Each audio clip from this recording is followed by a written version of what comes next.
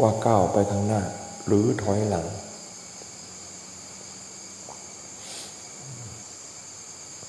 นั่งอยู่เฉยก็มีสติดูจิตของเรามีสติดูลมหายใจเข้าออกของเราว่าเรามีสติดูจิตมีสติดูลมหายใจเข้าและออกนั้นละสติของเราล้มลุกคลุกคลานหรือว่าติดต่อไม่ขาดสติจึงว่านั่งอยู่ก็ดูว่าเรามีสติติดต่อหรือไม่ใช่นั่งอยู่มีสติหรือไม่มีสติไม่สนแต่ว่าอะไรปีนี้ผลไม้แพงปีนี้ผลไม้ขนาดนั้นเราจะขายได้เท่านั้นขายได้เท่าไรขายได้ปีหนึ่งประมาณสักแต่นั้นเท่านี้ขายได้มากก็ใช่มากขายได้น้อยก็รับประทานอิ่มขายได้มากขนาดไหนรับประทานเกินอิ่มไม่ได้อิ่มหนึ่งประมาณสัก2 จาน1 จานนี่ต่อวัน2 ต่อมื้อวันหนึ่งประมาณสักอิ่มหนึ่งถ้าหากว่าขายได้มากเรากินวันมื้อหนึ่ง3 อิ่มมื้อหนึ่ง3 อิ่มหรือวันหนึ่งเรากิน3 อิ่มเราจะกินสัก10 อิ่มได้ไหมได้ขนาดไหนเราก็กินเท่าท้องเราสามารถบรรจุได้มากขนาดไหนเราก็รับประทานเท่าที่ร่างกายของเราต้องการถ้าหากว่าเรากินเกินความต้องการของร่างกายบางภาษาก็ว่ากินเผื่อหมากินเผื่อหมารู้จักไหมกินเข้าไปแล้วโอ๊กล่ะหมามันก็ไปมันก็ถือว่ามันโชคดีวันนี้ได้กินอาหารไม่ต้องเคี้ยวมีคนพูดรับประทานเผื่อหมาเคี้ยวให้เรียบร้อยว่า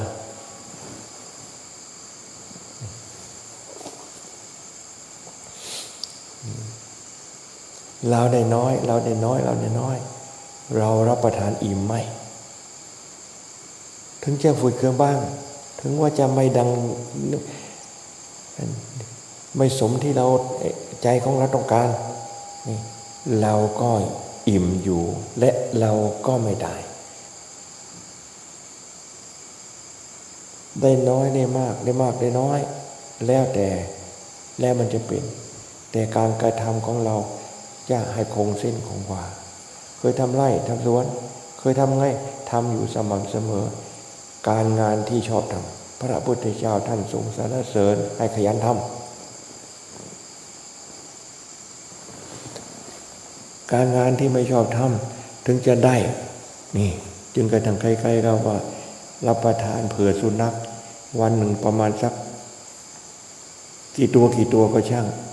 อันนั้นถึงการงานที่ชอบทำแต่การบริโภคของเราไม่เป็นธรรมบิณฑบาตรวยขนาดไหนเราก็จะบริโภคเฉพาะธาตุขันธ์ของเราต้องการไม่ใ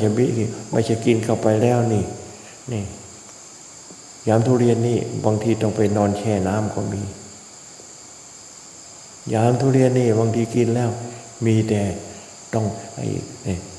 ลืมหูลืมตาก็ไม่ขึ้นอะไรก็ช่างถ้ากินมากแล้วนี่กินแล้วนี่ต้องไปจำวัดเดินไปกุฏิบางทีมันก็จะไม่ถึงซ้ำมันง่วงบางทีไปถึงเก็บบริขารก็ยังไม่ทันเรียบร้อยนอนยืด2 สลึงก็ว่าแผ่2 สลึงโน่นจนกระทั่งอะไรถึงเวลาปัตตาติบางทียังไม่หายงัวเงีย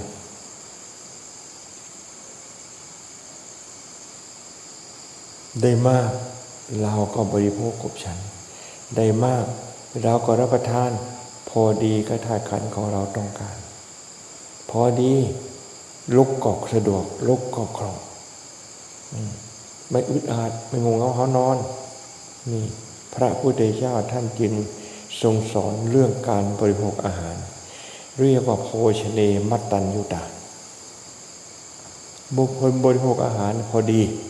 การที่ร่างกายต้องการการที่จะบริโภคพอดีนี่ท่านสอนเอาไว้อย่างไม่มีในสูตรในตำราสังเกตก่อนที่จะอิ่มเพียงสัก2 คำ 3 คำให้รีบอิ่มกำลังจะอิ่มหรือกำลังจะอร่อยอยู่นั่นละเลิกสั่งแล้วดื่มน้ำเข้าไปแล้วพอดีถ้าหากว่าอิ่มก็คือหมายว่ากินอิ่มนั่นน่ะเกินพอดีหลังจากดื่มน้ำแล้วอันนั้นอันนี้เข้าไปบางทีมันเกินพอดีแล้วก้มหลังก็ไม่ก้มลงก็ไม่ก็ยากๆล่ะนั่นเกินพอดีถ้าพอดีเด็กคล่องตัวลุกปุ๊บปั๊บนี่ไปล้างบาตรเช็ดบาตรด้วยการมีสติธรรมการล้างบาตรเข้าถุงก็มีสติการเก็บบาตรนี่บริขารก็มีสติการทำข้อวัดโรงฉันนี่ก็มีสติ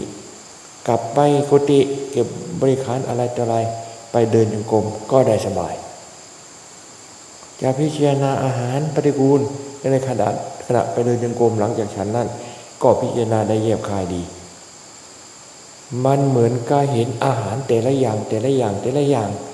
ที่เราบริโภคเข้าไปนี่ที่เราขบฉันเข้าไปที่เรารับประทานเข้าไป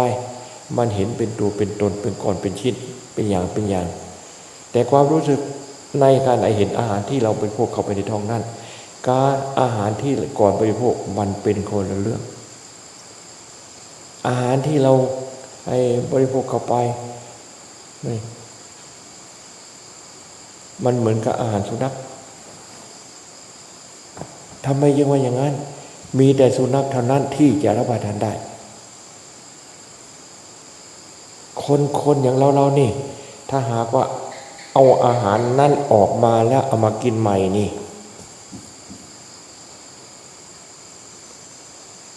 ถ้าหากก็ไม่จะต้องเอาไปต้มเอาไปแกงเอาไปผัด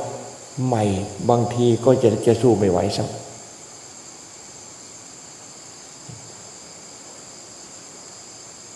จึงว่าอาหารที่เรารับประทานเข้าไปในท้องแล้วกับอาหารที่ก่อนที่เราบริโภคนี่มันเป็นคนละอย่างพูดถึงกลิ่นก็เป็นคนละอย่างพูดถึงรสก็เป็นคนละอย่างพูดถึงความรู้สึกเรียบร้อยสะอาดสะอ้านในงดงามในอาหารในถ้วยในจานและหรืออาหารที่ในท้องที่เราบริโภคกินเข้าไปแล้วนั่นน่ะมันคนละเรื่องอาหารในถ้วยในจานนี่ไม่เป็นประโยชน์แก่ร่างกายอาหารที่เป็นประโยชน์แก่ร่างกายก็คืออาหารที่เรารับประทานเข้าไปได้ในท้องอาหารที่ยังไม่เข้าปากเข้าท้องอาหารนั้นจะเป็นประโยชน์แก่ร่างกายไม่มีอาหารที่เป็นประโยชน์แก่ร่างกายล้วนแล้วแต่เป็นของปฏิกูลที่เราไม่สามารถที่จะกินได้หรือจะขบฉันได้บริโภคได้อันนี้ให้พากันใส่ใจในการพิจารณาอาหารที่เราบริโภคเข้าไปแล้วนี่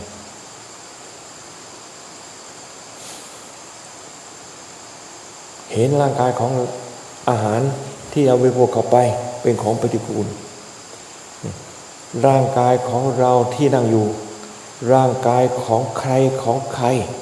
ก็เนื่องมาจากอาหารที่ปฏิกูลทั้งนั้นร่างกายของใครจะเนื่องมาจากอาหาร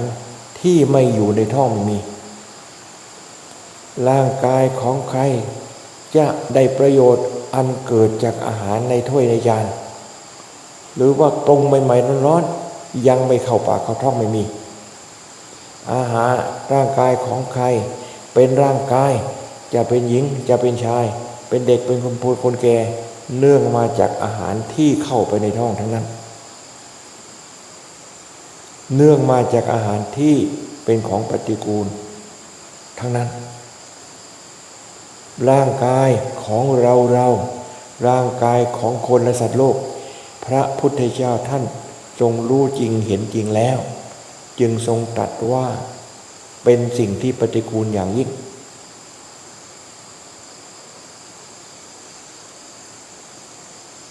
เราพิจารณาเห็นความจริงและรู้จริงอย่างที่พระพุทธเจ้าทรงเทศนากองปฏิกูลที่เราเป็นตัวตนของเราเนื่องมาด้วยของปฏิกูลนั้นจะเห็นเราเป็นของปฏิกูลไปตั้งแต่ศีรษะลงไปหาเท้าแม้แต่ลมหายใจออกก็เป็นของปฏิกูลน้ำลายหลุดออกจากปากแล้วก็กลืนเข้าไปอันนั้นก็ของปฏิกูลเหงื่อใครที่มีอยู่ในร่างกายที่มันซึมออกมาอันนั้นก็เป็นของปฏิกูลคือยังไงปฏิกูลก็คือปฏิกูลนั่นแหละไม่สามารถที่จะไม่มีใครเอาของปฏิกูลนั้นเอามาประดับประดาร่างกายเหงื่อก็ปฏิกูลน้ำลายก็ปฏิกูลขี้ตาก็ปฏิกูลน้ำตาก็ปฏิกูลน้ำมูกก็ปฏิกูลผมเส้นเดียวผมหลายเส้นขนเส้นเดียวขนหลายเส้นล้วนแล้วแต่ปฏิกูลทุกเส้นกองปฏิกูลไม่ใช่กองอยู่ในหนังสือไม่ใช่กองอยู่ในคำพูดกองอยู่ในเราท่านทำไมกองปฏิกูลจึงมากองอยู่ในเราก็เพราะอาหารที่เราบริโภคนั้นล้วนแล้วแต่เป็นของปฏิกูลเราไม่กินก็ปฏิกูลอาหารอันนั้นหมายจานหนึ่งนี่ใครๆเขาก็มีแต่ของราคาแพงนี่ทิ้งไว้สัก3 วันไม่ต้องถึง3 วันดอกนี่เท่าเด็ดพรุ่งนี้มันจะเอามากินมันกินได้ไหมถ้าหากก็ไม่ใส่ตู้เย็นแล้วไม่มีการอุ่นมีการต้มแกงใหม่แล้วมันกินได้ไหมมันปฏิกูลโดยธรรมชาติทำไมจึงปฏิกูลเล่าเพราะจะเป็นข้าวมันก็เป็นของตายแล้วจะข้าวเหนียวข้าวเจ้าเป็นของตายแล้วทั้งนั้นจะเป็นในอาหารประเภทใดมีแต่ของตายแล้วทั้งนั้นจะเป็นผักก็ตายแล้วจะเป็นปลาก็ตายแล้วจะเป็นกุ้งก็ตายแล้วเป็นหมึกก็ตายแล้วเป็นปูก็ตายแล้วเป็นอะไรแต่อะไรของตายแล้วทั้งนั้นของตายมันเป็นของดีหรือเป็นของไม่ดีของตายก็คือของตาย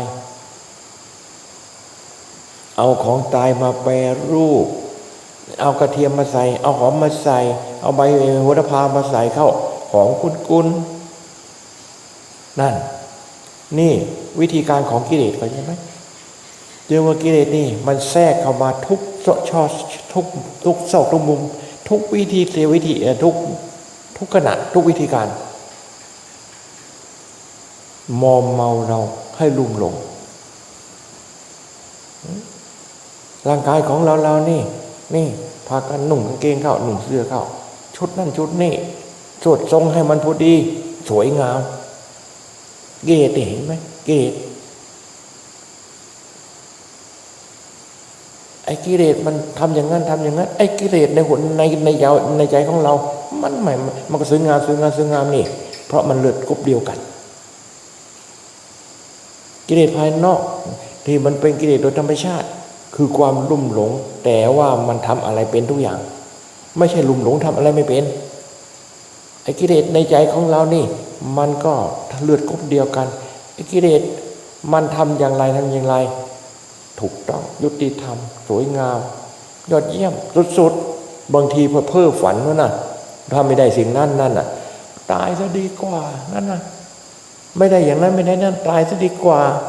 ไม่มีความสุขเลยจะอยู่ทำไมขนาดนั้นกิเลสนะไม่ใช่จิตของเรานะกิเลสของเรานี่มันขนาดนั้นพระสัทธรรมคำสอนของพระพุทธเจ้าจึงมีความจำเป็นอย่างยิ่งเราจะต้องเอามาเป็นอารมณ์เราจะต้องน้อมใส่จิตใส่ใจเอามาศึกษาและประพฤติปฏิบัติให้ยิ่งกัน มีแต่พระสัทธรรมที่พระพุทธเจ้าทรงเทศนาสอนไว้เท่านั้นจะยกสภาพจิตของเราให้สูงส่งนี่สูงจนกระทั่งรู้ของปฏิกูลว่าของปฏิกูลรู้ธรรมชาติที่พ้นจากความเป็นตระกูลอันนั้นเราก็จะรู้จะเห็นนี่คำว่าเราก็คือผู้ที่รู้และผู้ที่พ้นจากสภาพของปฏิกูลนั้นเดี๋ยวนี้เราไม่รู้ว่าเป็นปฏิกูลแล้วเราจะไปให้ดิ้นให้พ้นจากของปฏิกูลทำไมถ้าว่าเรารู้เดี๋ยวเราอยู่ในของปฏิกูลคุกคีหมกมุ่นอยู่กับของปฏิกูลไม่ต้องมีใครบอกเรามันดิ้นเองเดี๋ยวนี้เราเห็นว่าของปฏิกูลนี่เป็นของที่น่าพึงปรารถนาเป็นอร่อยน่าพึงปรารถนาเป็นอย่างยิ่งช่างมาฉุดมันก็ไม่ยอมไปจึงว่าข้อปฏิบัติก็คือความพยายามทำให้ชัดในความเป็นจริงปฏิกูลพระพุทธเจ้าไม่ได้พูดพระพุทธโดยไม่มีข้อมูลพระพุทธเจ้าไม่ได้พูดไม่ได้ทรงตรัสของที่ไม่เป็นปฏิกูลว่าปฏิกูลของที่พระพุทธเจ้าทรงตรัสว่าปฏิกูลเพราะอันนั้นปฏิกูลจริงๆของพระพุทธเจ้าทรงตรัสว่าเป็นของไม่สวยไม่งามเพราะอันนั้นไม่สวยไม่งามจริงๆพระพุทธเจ้าทรงตรัสว่าอันนั้นเป็นของว่าไม่มีอะไรเป็นสัตว์เป็นตัวเป็นตนเป็นบุคคลในสิ่งนั้นที่สัตว์โลกว่าเป็นตัวเป็นตนเป็นคนเป็นสัตว์ไม่มีอะไรเป็นตัวเป็นตนเป็นคนเป็นสัตว์เป็นจริงอย่างนั้นพระพุทธเจ้าจึงเอาความจริงอันนั้นมาตัดตามความเป็นจริงที่ทรงรู้แล้วเห็นแล้วอย่างสว่างกระจ่างแจ้งชัดจริงๆจะเป็นอย่างอื่นไปไม่ได้เป็นอย่างนี้แท้ๆเหมือนกับไฟอย่างนี้ได้จับแล้วนี่ใครเจ้าว่าไฟไม่ร้อนไม่มีเผาไม่เลือกไฟเผาไม่เลือกความลุ่มหลงตามกิเลสบัญชาตามความเห็นของกิเลสมันก็เหมือนกับอยู่ในกองฟืนกองไฟ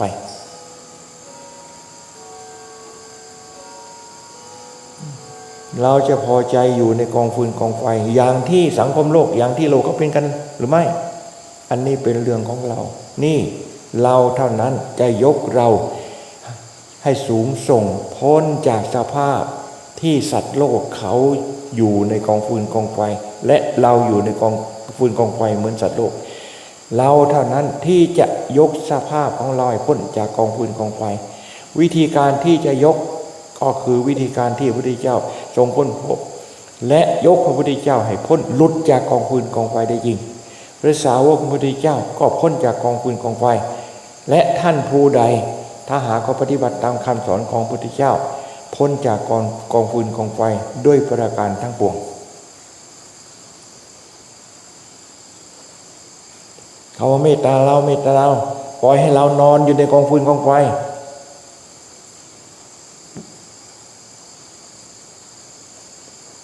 อันนั้นไม่ถูกไม่เป็นความจริงทำลายเราโดยถูกต้องในทีเดียวเมตตาคนอื่นเมตตาลูกหลานเราต้องการให้เขาให้เป็นคุณพ่อคุณแม่ต้องการให้เขาไปอะไรต่ออะไรนั่นล่ะมันไม่ใช่เมตตามันเมตตาลูกชายเราลูกสาวเราแต่งงานยังไม่ได้ลูกได้เต้านั่นอยากให้เขาได้ลูกได้เต้าอันนั้นก็คือเมตตาเรายังไม่ได้แต่งงานก็อยากแต่งงานอยากเป็นคุณพ่อคุณแม่อันนั้นก็คือเมตตากิเลสมันอะไรที่เมตตามันบอกให้ทำอย่างนั้นบอกให้เห็นว่าเป็นว่าอย่างนั้นดีเมตตาคือถูกต้องพระสัมมาสัมพุทธเจ้านี่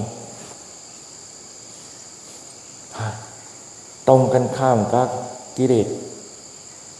ตรงกันข้ามกับพระสัทธรรมคำสอนพระพุทธเจ้าทั้งนั้นแต่ใครปฏิบัติตามพระสัทธรรมคำสอนพระพุทธเจ้าคนนั้นจะพ้นจากกองฟืนกองไฟด้วยประการทั้งปวงพ้นจากความเกิดพ้นจากความแก่พ้นจากความตายพ้นจากกองทุกข์ด้วยประการทั้งปวงพ้นจากโคลนจากตมพ้นจากกองฟืนกองไฟคือกองกิเลสตัณหาด้วยประการทั้งปวงเนื่องจากว่าปฏิบัติตามพระสัทธรรมคำสอนของพระพุทธเจ้า เดินมีสติเดินมีสติเดินมีสตินั่งมีสตินั่งมีสตินั่งมีสตินอนมีสตินอนมีสตินอนมีสติยืนมีสติยืนมีสติอยู่ตรงไหนมีสติทุกขั้นตอนไม่ให้ขาดสตินี่คือพระสัทธรรมคำสอนของพระพุทธเจ้ามีศีลสมบูรณ์มีสติสมบูรณ์มีสติสมบูรณ์นั่นมีสมาธินั่นมีศีลสมบูรณ์มีสติประจำอยู่มีสติประจำอยู่นั่นมีศีลสมบูรณ์มีสติประจำอยู่มีสติประจำอยู่แนบแน่นมั่นคงอยู่ในจิตนั่นเป็นผู้มีสมาธิสมบูรณ์รู้ชัดเห็นชัดในสติละร่างกายรู้ชัดเห็นชัดในจิตของเรานี่อันนั้นก็มีปัญญาสมบูรณ์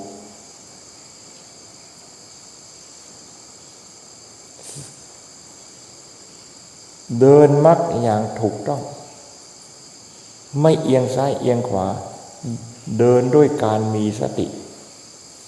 ศีลสมบูรณ์สมาธิสมบูรณ์ปัญญาสมบูรณ์แต่ปัญญาสว่างกระจ่างแจ้งเต็มร้อยเนื่องจากความมีสติสม่ำเสมอคงเส้นคงวานั่นเอง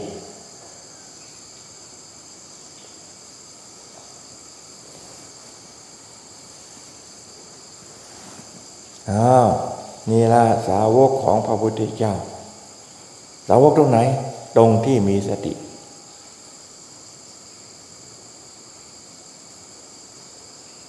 ตรงไหนวัดวาไหนเป็นสถานที่เรียกว่าวัดวาพระเนนมีสตินั่นล่ะนั่นสถานที่นั่นมีสาวกของพระพุทธเจ้าวัดไหนสถานที่ใดมีอุบาสกอุบาสิกาไปปฏิบัติธรรมคือทำจิตให้มีสติวัดนั้นสถานที่นั้นมีอุบาสกอุบาสิกามาอย่างนั้นน่ะกลายเป็นสีกาดำๆไปหมด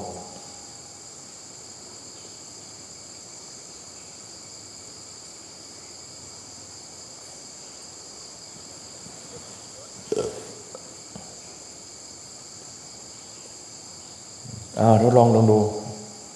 ทดลองโดยการกระทำลองดูไม่ทดลองโดยการกระทำให้จริงลองดูวันนี้เราจะทำเราให้มีสติไม่ให้หลงสติไม่ให้ขาดสติวันนี้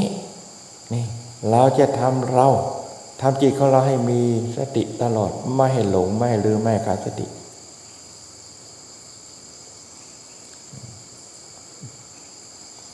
ไม่ต้องไปกลัวเสียสติไม่ต้องไปกลัวขาดสติเดินเหมือนกับที่เคยเดินนั่งเหมือนก็เคยนั่งพูดเหมือนกับที่เคยพูดหน้าที่กิจกรรมอะไรกิจการได้ทำเหมือนเดิมแต่ว่าเราทำอย่างมีสติตั้งใจว่าจะรักษาสตินักเข้าเดินก็ไม่กล้าเดิน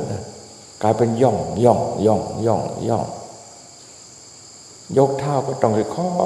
ยๆจะวางก็ต้องค่อยๆนักเข้ากลายเป็นคนที่ทำมาหากินไม่เป็นสาวกของพระพุทธเจ้าอุบาสกอุบาสิกาทำมาหากินร่ำรวยเป็นข้าบดีเศรษฐีมากมายไก่กองเพราะจิตเท่านั้นเข้าเป็นความสาวกจิตที่มีสติเท่านั้นเข้าเป็นความสาวกเขาเป็นความเป็นสาวกสาวิกาไม่ใช่ว่าเดินย่องแย่งกลัวแผ่นดินจะทรุด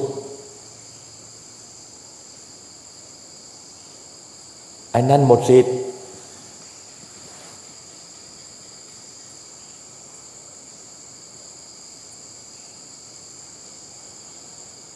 คำว่าเป็นผู้เบากายก็เบาจิตก็เบาเพราะมีสติแน่นหนาสติมีกำลังมากเท่าไหร่กายยิ่งเบาจิตยิ่งเบายิ่งกระดังเดินจงกรมเหมือนก็ไม่ได้เดินยินก้าวไปเหมือนไม่ได้ก้าวเลยมันก็ลอยไปนี่นั่งเหมือนก็ไม่นั่งกับพื้นบางทีเหมือนก็ลอยอยู่นี่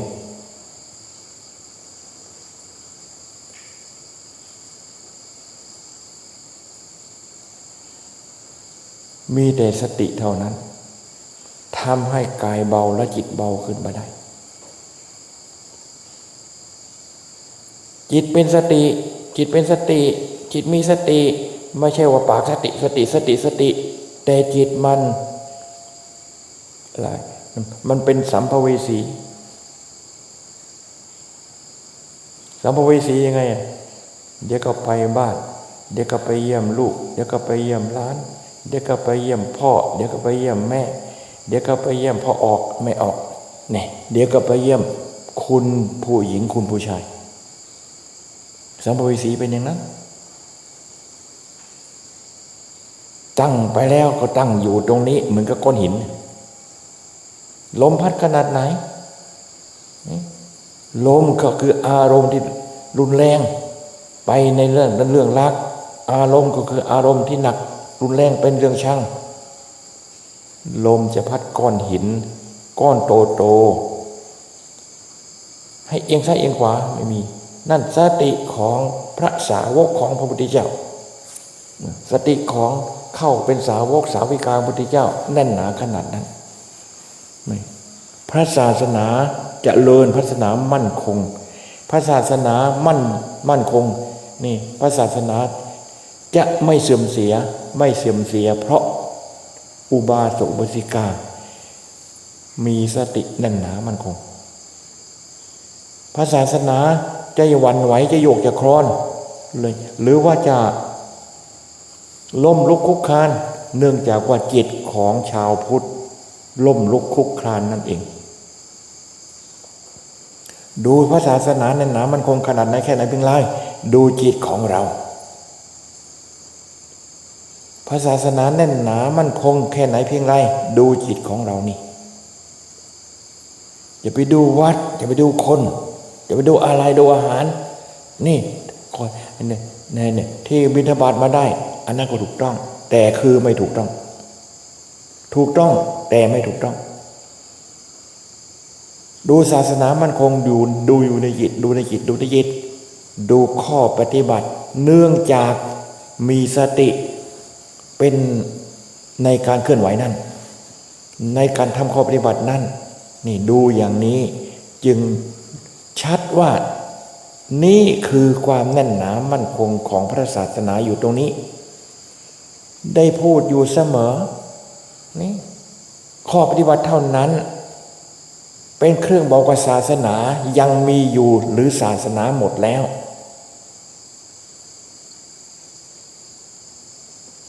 ข้อปฏิบัติเราไม่มีเลยไม่มีข้อปฏิบัติพระศาสนาอยู่ตรงไหน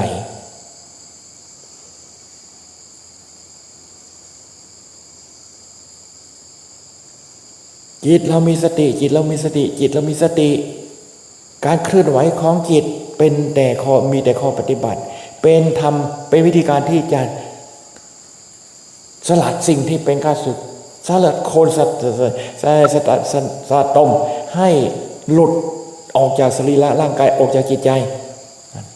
นี่แน่นหนามั่นคงของพระศาสนาอยู่ตรงจิตของเราที่มีสตินี่ดิ้นรนอยู่เสมอให้พ้นจากโคลนอย่างที่เราไปลงโคลนกัน2 วัน3 วันก่อนนั้นน่ะลงไปมันก็ต้องดิ้นให้หลุดโดนลงไปแล้วก็ดิ้นให้หลุดลงไปแล้วก็ไปแช่อยู่นั่นน่ะไอ้นั้นเรียบร้อยตายอยู่ในโคลนในตมถ้าหากว่าเราไม่มีสติและจะเอาอะไรไปดิ้นออกจากโคลนจากตมไปตรงไหนเกี่ยวข้องกับอะไรเอาอันนั้นมาเป็นข้อปฏิบัติเอามาเป็นธรรมเทศนาสอนเราจะต้องดิ้นเพราะโคลนตมเนี่ยเราไม่พึงปรารถนาถึงมาติดเรามาเรายังต้องล้างแล้วเราจะไปนอนแช่อยู่ในโคลนในตมเราไม่ให้ความยุติธรรมแก่เราหรือเรานี่ไม่เมตตาเราเลยโคลนตมคืออะไรเรื่องของกิเลสทั้งหมดอันนั้นล้วนแล้วแต่เป็นโคลนเป็นตมเรายังพอใจในการที่จะไปคลุกคลีเหมือนกับนอนแช่อยู่ในโคลนในตมอันนั้นเราไม่เมตตาเรานิดเดียวเราก็ยังล้างนิดเดียวเรายังล้างนี่เปื้อนแข้งเปื้อนขาเราก็ยังล้างไอ้เปื้อนหน้าเปื้อนตายิ่งเร็วต้องรีบไปล้างทันที แต่เรากับพอใจให้จิตของเราไปคุกคลีอยู่กับโคลนตมอย่าพากันคิดนะ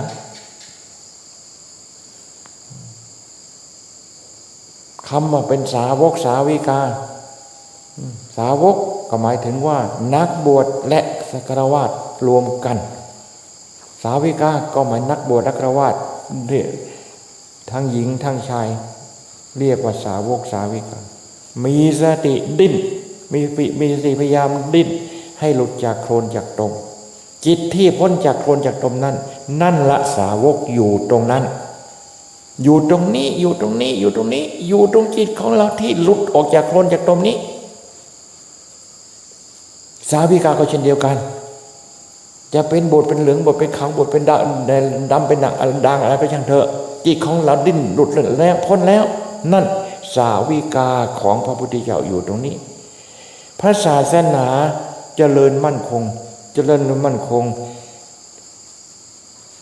ด้วยการมีอุบาสกอุบาสิกา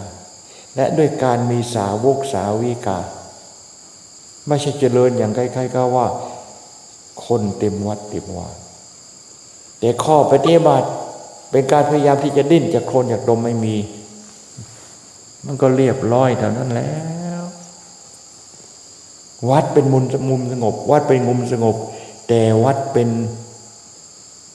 มุมที่จะคุกคลีอยู่ในโคลนในตม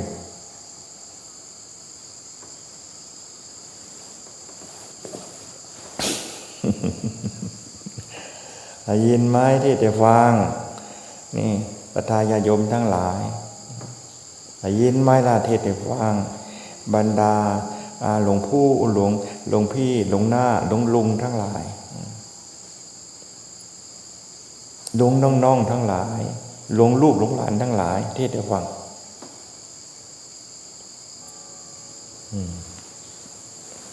ในรายการเขาก็ดังล่ะนี่มงน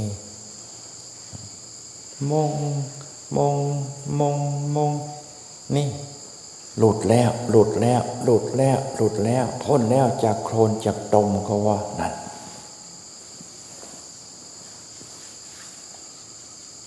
ฟังเสียงนาฬิกาเรียนเสียงนาฬิกาเรียนให้มันออก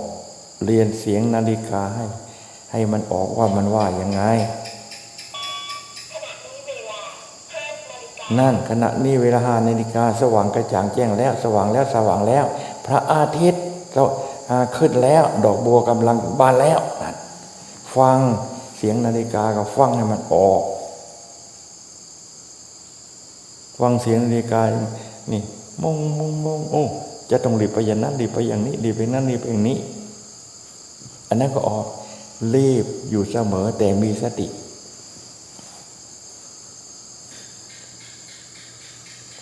นาฬิกาเขามีสตินะเขาไม่คลาดเคลื่อนนะแม้แต่นาทีเดียวถึง1ก็นั่งมองถึง2ก็2 โมงถึง3ก็3 โมง12ก็12 โมงนั่นน่ะเขาไม่คลาดเคลื่อนคนบางทีแม้แต่ตีระฆังบางทีมันยังคลาดเคลื่อนนะบางทีถึงเวลาแล้วก็ยังคลาดเคลื่อนนะแต่นาฬิกาเขาตรงต่อเวลาต่ออยู่ตลอดเวลาจึงว่านาฬิกาเครื่องหมายแห่งความเที่ยงตรง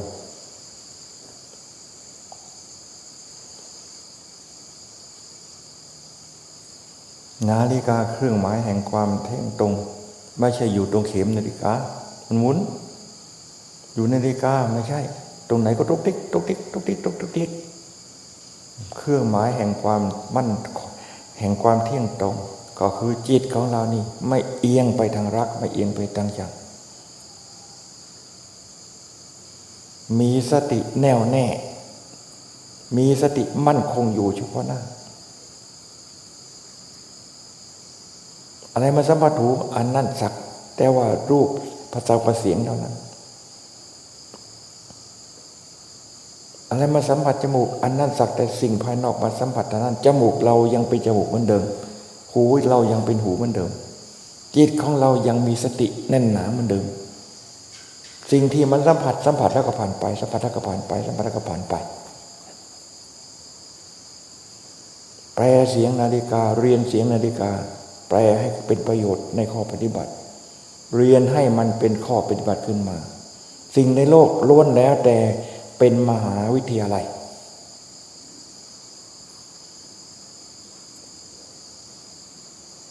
พระพุทธเจ้าไม่ได้เรียนที่ไหนภาษาลีบุตรไม่ได้เรียนภาษาลีบุตรไม่ได้เรียนที่ไหนเรียนในสิ่งที่ตาเห็นหูได้ยินนี่ทั้งนั้นความจริงของสิ่งที่ตาเห็นหูได้ยินเป็นยังไงองค์พระสัมมาสัมพุทธเจ้ารู้จบองค์ภาษาลีบุตรก็รู้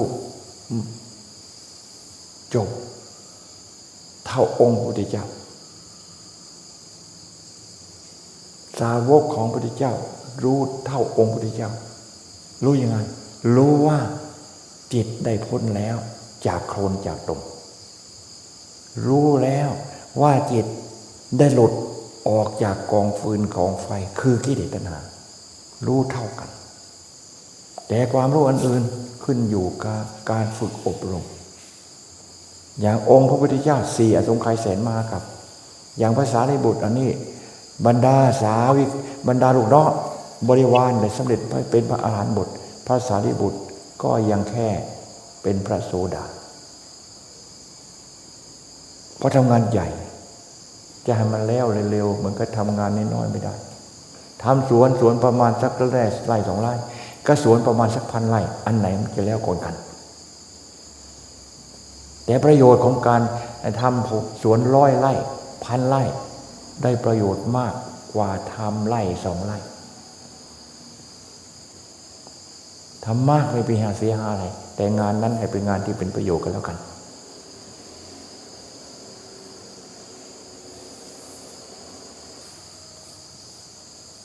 เอาพักกันตอนนี้นะ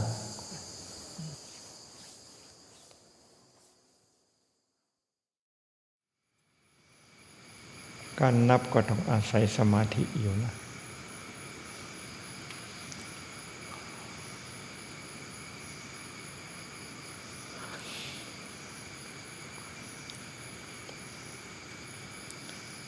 ยิ่งมากขึ้นมันหลงหลักสูตรหลงหลักร้อย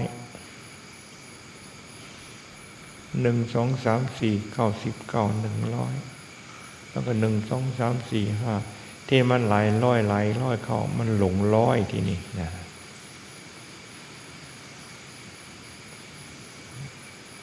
มันหลงได้บางทีมันหลงทั้งที่ตั้งใจจะจำ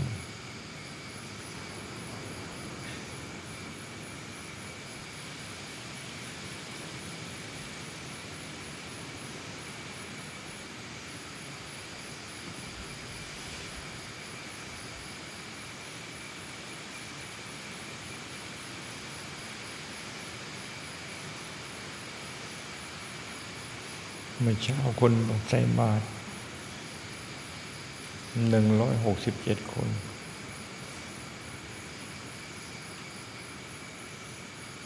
ใช่ไหมท่านสมบูรณ์นับได้106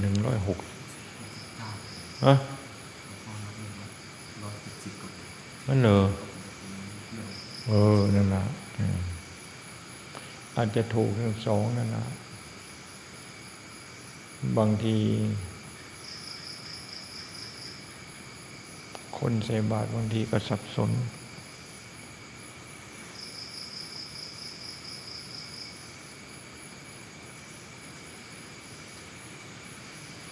ชอบใส่บาตรชอบนับคนใส่บาตร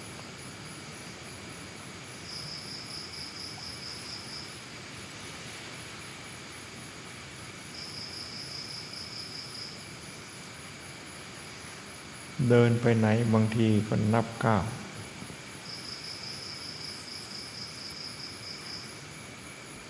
เดินจงกรมอยู่บางทีก็นับก้าว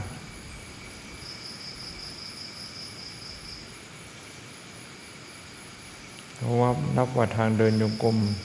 ทางนี้เดินกี่ก้าว1 2 3 4 5 6 7 8 9เดินทางเดินจงกรมยาวเท่ากัน ยาวเท่าเดิมแต่นับบางทีไม่เท่ากันบางทีก็เพิ่มขึ้นบางทีก็ลดลงไม่ใช่ทางเดินจงกรมมันยืดออกหรือสั้นลง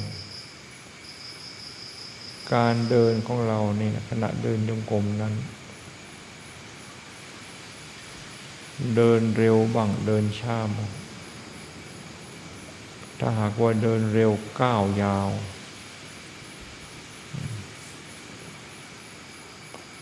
ท่านเดินช้าๆก้าวชบสั้น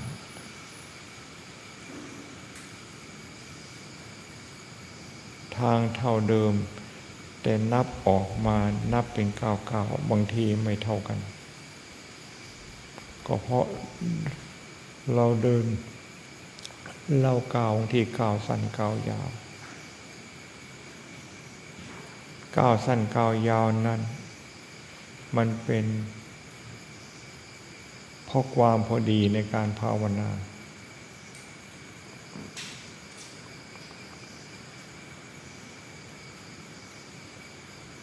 ทีแรกเราก็ตั้งใจเดิน จะภาวนาพุทโธตลอดไม่ให้หลงตั้งแต่เริ่มต้นจนกระทั่งถึงสุดทางเดินจงกรมไม่ให้หลงแม้แต่ขณะเดียว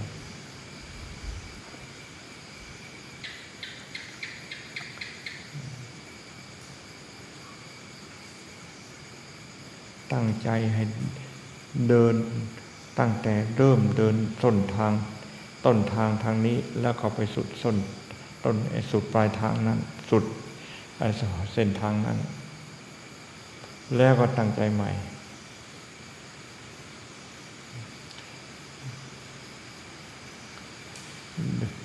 ไม่ให้ขาดไม่ให้หลงลืมให้แน่วแน่อยู่กับคำบริกรรมตั้งแต่ย่างเริ่มต้นที่แรกก้าวเริ่มต้นที่แรกจนกระทั่งสุดท้ายถึงสุดทางเดินจงกรมจะไม่ให้ลืมจะไม่ให้หลงไม่ให้ลืมตั้งไปทีละเที่ยวทีละเที่ยวทีละเที่ยวหลังจากสุดแล้วจะเริ่มเดินก็ตั้งใหม่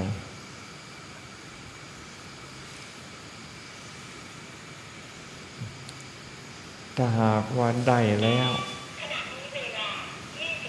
ตั้งแต่เริ่มต้นจนกระทั่งสุดทางแล้วก็ตั้งขากลับก็ตั้งแต่เริ่มต้นจนกระทั่งสุดทางไม่หลงในเมื่อไม่หลงแล้วทีนี้ก็ตั้งสติเดินทั้งไปทั้งกลับมาจะไม่ให้หลง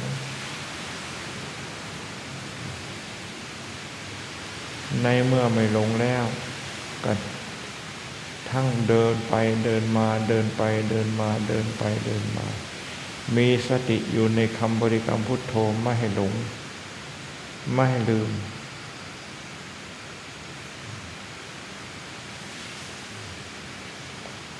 วิธีนี้ก็เป็นวิธีอันหนึ่งค่อยตั้งสติระยะสั้นตั้งระยะสั้นความตั้งใจของเรามีกำลังดีพุทโธพุทโธพุทโธพุทโธพุทโธพุทโธพุทโธพุทโธพุทโธพุทโธจนกระทั่งสุดถึงสุดแล้วหันหลังกลับมาตั้งใหม่พุทโธพุทโธพุทโธพุทโธพุทโธพุทโธพุทโธพุทโธพุทโธพุทโธพุทโธพุทโธพุทโธพุทโธไม่ต้องนับก้าวไม่ต้องกำหนดลมหายใจในที่สุดเดินเที่ยวหลังจากเดินเที่ยวเดียวหลังจากเดินเที่ยวเดียวนับขาไปนับขากลับนับขาไปขากลับไม่ลงที่นี่ก็เอา2 เที่ยวเอา3 เที่ยวเอา4 เที่ยวนักต่อมาก็ใครก็ไม่นับเที่ยวละเอาแต่พุทโธอย่างเดียวแต่ไม่ให้ขาดสติในการภาวนาขณะเดินจงกรมนั้น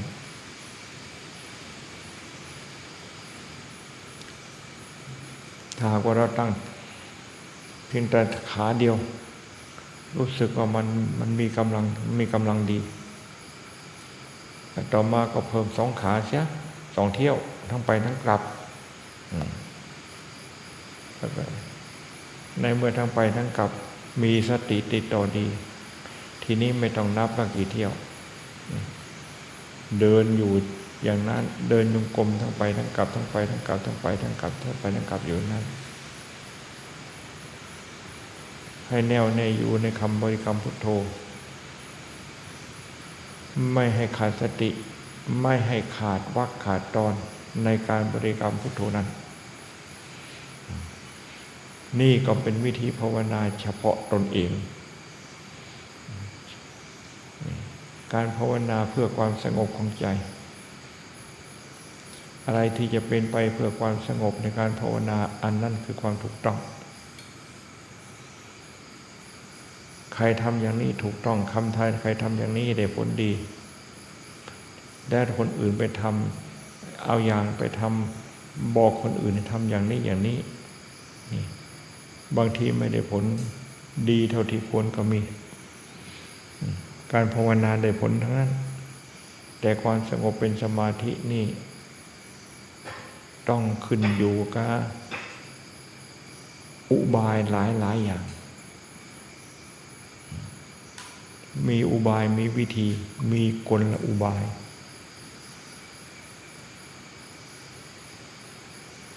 กลอุบายอันนี้ขึ้นอยู่กับความฉลาดของแต่ละรายที่จะทำให้เรามีสติยิ่งมีสติไม่มากการบริกรรมจะพุทโธนะโมสังโฆอะไรก็ช่างเป็นถ้าหากว่าใจของเรามีสติติดต่อไม่หลงไม่ลืมไม่ขาดวรรคขาดตอนการบริกรรมพุทโธนะโมสังโฆก็ทำให้จิตแน่วแน่ในคำบริกรรมสำเร็จเป็นองค์สมาธิได้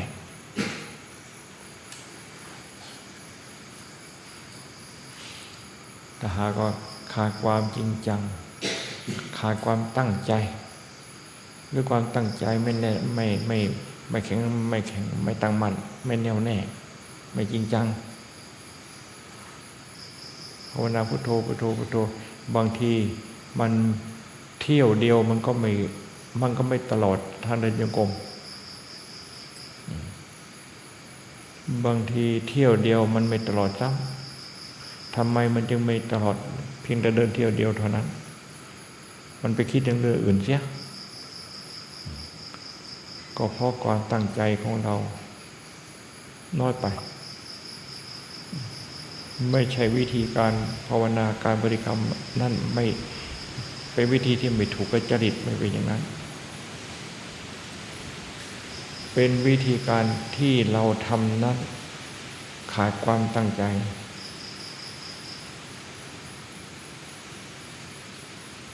ขาดความตั้งใจจริงๆจังๆลงไปทำอะไรต้องทำสิ่งนั้นให้จริงการบริกรรมพุทโธนะโมสังโฆการกำหนดลมหายใจเข้าและออกถ้ามีความตั้งใจ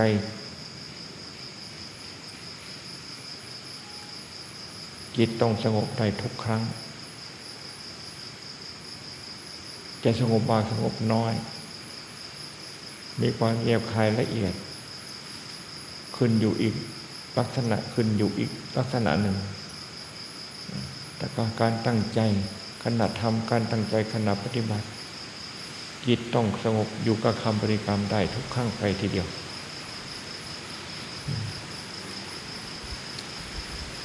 เหมือนกับไม่มีอะไรมีแต่คำบริกรรมพุทโธ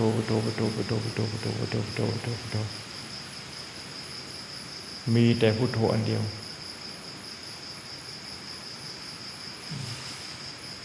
ความคิดอันอื่นๆไม่มีในเมื่อความคิดสิ่งใดไม่มีในโลกมันจะมีมากมายกายกองสักขนาดไหนแต่มันก็อยู่ในโลกไว้เสียมันไม่มาอยู่ ในไม่เป็นอารมณ์มากวนใจที่สิ่งที่มีอยู่ในโลกทั้งหมดไม่มาเป็นอารมณ์กวนใจก็เพราะใจของเรามีอารมณ์เป็นเครื่องอยู่แล้วอารมณ์เป็นเครื่องอยู่ที่ยังความร่มเย็นเป็นสุขให้แก่ใจของเราคือคุณพระพุทธเจ้าคือคุณพระธรรมคือคุณพระสงฆ์คุณพระพุทธเจ้าอยู่ในใจของเราคุณพระธรรมก็อยู่ในใจของเราคุณพระสงฆ์ก็อยู่ในใจของเรารักษาคุณพระพุทธเจ้าพระธรรมพระสงฆ์ให้อยู่ในใจของเราไม่ให้เสียหายไป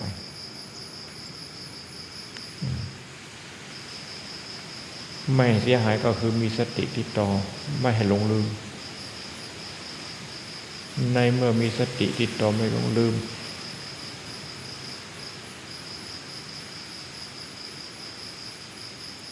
การระลึกถึงพระพุทธเจ้าพระธรรมพระสงฆ์การบริกรรมพุทโธธัมโมสังโฆ